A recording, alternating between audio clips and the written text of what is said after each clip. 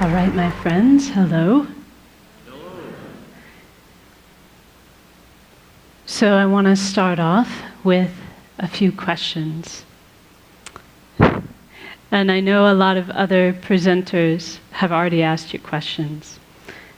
And they've been kind of hard questions. But the questions I'm going to ask you are very, very simple.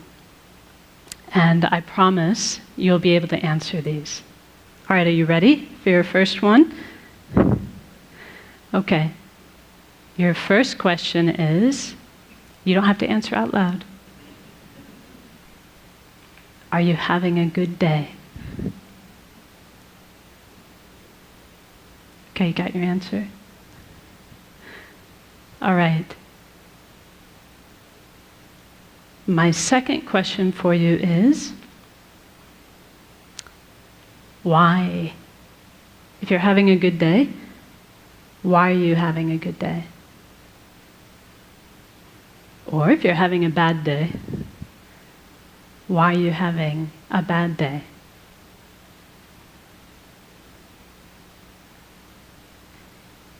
So I have one more question for you. This should be the easiest one of all. My last question is, tomorrow, would you rather have a good day? Or would you rather have a bad day? Do you have your answer for that one? What about the day after tomorrow? What about Sunday? Let's see, yeah, that's right. Tomorrow's Saturday, Sunday. How about Monday? Would you like to have a good day or a bad day on Monday? Tuesday? Wednesday? Thursday? Friday? This time next week? A good day or a bad day?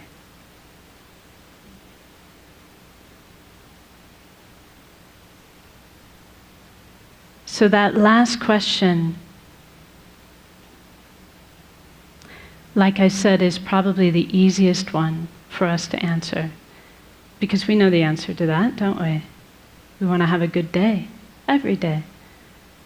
Did anyone in the room answer, yes, I want to have a bad day on Monday? Of course not. We all want to have a good day, every day.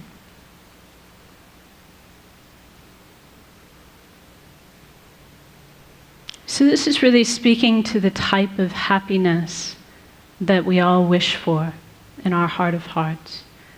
We have a good day when we are happy. And we want to be happy every day. There's never a day when we don't want to be happy. But whether or not we have good days or bad days really depends upon how we answered the second question. Do you remember the second question? What was the second question? Why? Why am I having a good day? Why am I having a bad day? So one thing that my teacher says, his name is Gen Kelsang Nyema, and he says that much of the time our mind is like a balloon in the wind, blown here and there by external circumstances. Do you know that feeling? He says when things are going well, when they're going our way, we feel happy. But then if something goes wrong, for example, he says if we're forced to work with a colleague that we dislike, but I'm sure none of you have colleagues you dislike, right?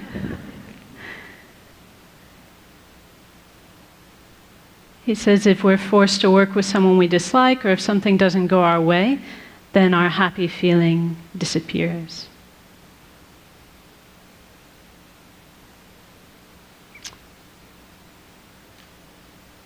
So as long as our answer to the question, why am I having a good day, or why am I having a bad day?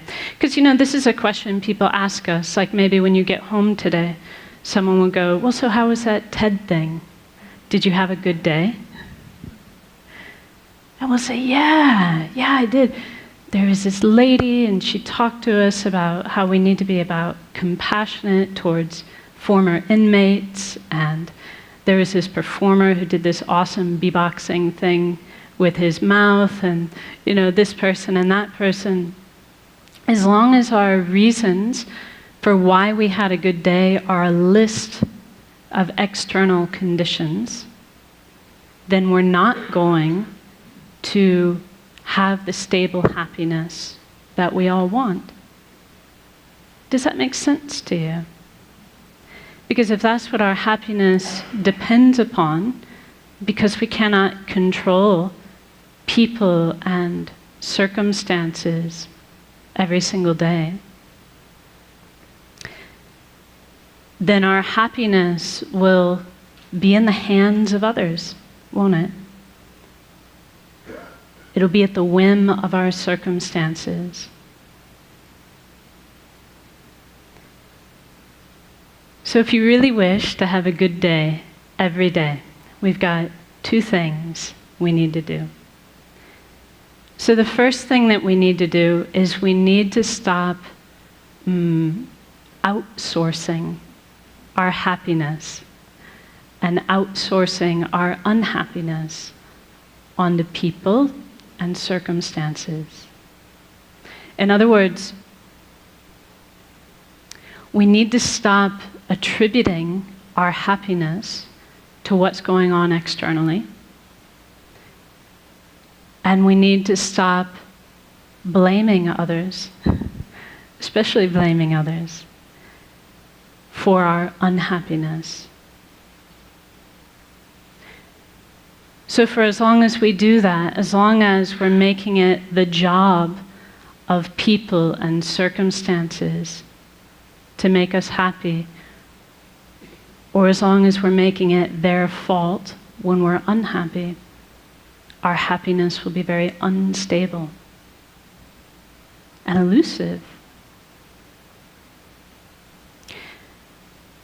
Our second job is to actively cultivate a source of peace and a source of happiness coming from inside our own mind. So here's something I want you to commit to memory. Are you ready? This is another line from one of my teacher's books where he says, happiness and unhappiness are states of mind, and therefore their real causes cannot be found outside the mind. So if we have a peaceful state of mind, we will be happy regardless of people and circumstances. If our mind is unpeaceful or agitated, then even if we have very good circumstances, we'll find it impossible to be happy.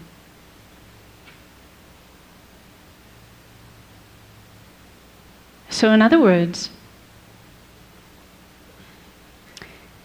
it's not what is happening that is making us happy or unhappy. It is how we are responding to those things that determines whether we are happy or unhappy. It is what our state of mind is like that determines our happiness or our unhappiness. So how are we going to do this? So we can all understand this. Like intellectually, it's not rocket science, is it? It's not hard to understand. And maybe to a certain extent, as I tell you these things, you're like, yeah, I knew that already. I knew that already. But how do we actually do it? How do we actually cultivate this stable peace of mind that we can rely upon regardless of the external circumstances? So this is really where meditation comes into play. And I would say I would need a whole other TED Talk, hint, hint,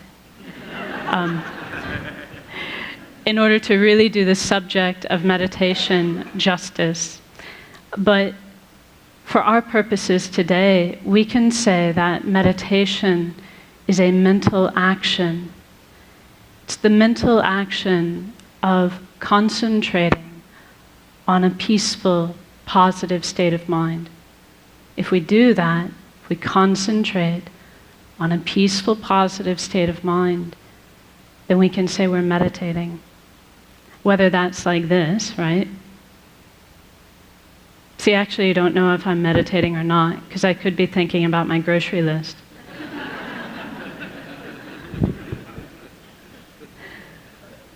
It's only meditation if I'm actually focusing on a positive, peaceful state of mind.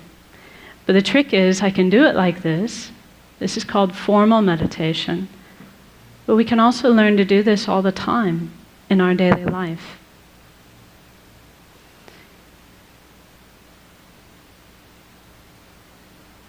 So see, here's a perfect opportunity.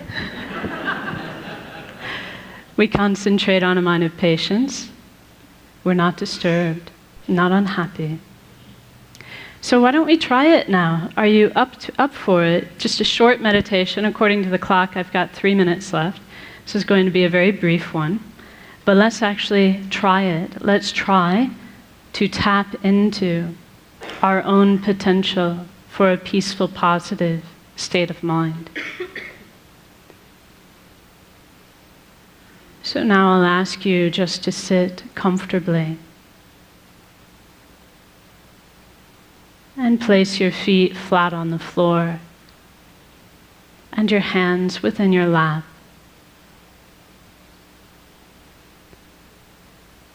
And then you can lightly close your eyes and become aware of the sensation of your breath at the tip of your nose.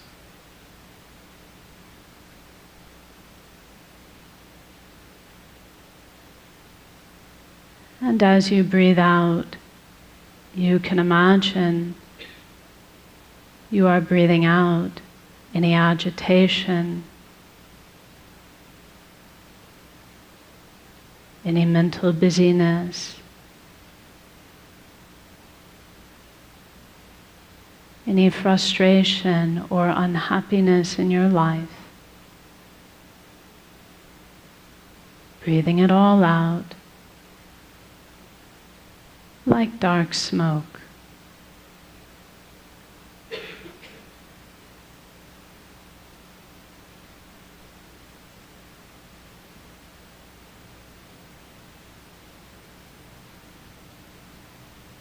And as you breathe in, you can imagine and believe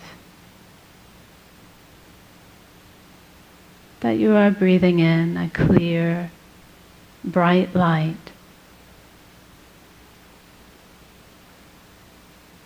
which is the very nature of inner peace.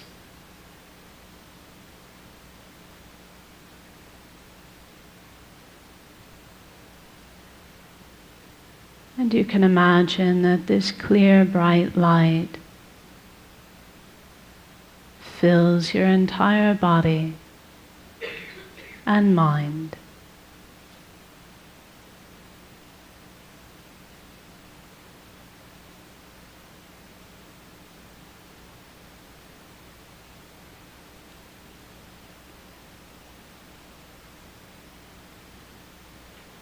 And for a few seconds,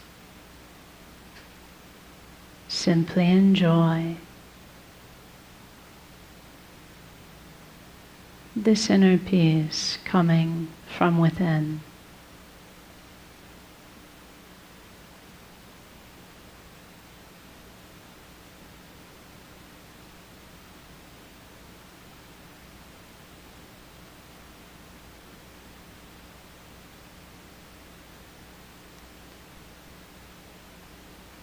And now as we finish, just be determined to bring this inner peace with you into the rest of your day to benefit yourself and others. So now we rise from meditation.